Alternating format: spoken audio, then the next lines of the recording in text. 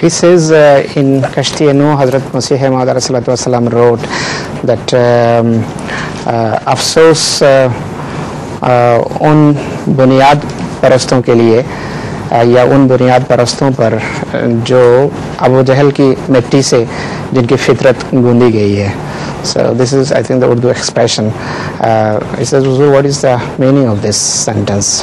Abujahal was one of the fiercest opponent of Hazrat Sallallahu Alaihi Wasallam. So Abujahal is dead, of course, but people of his style and his rejection with aggression of the good things which Allah has bestowed upon Muslim is like new Abujahal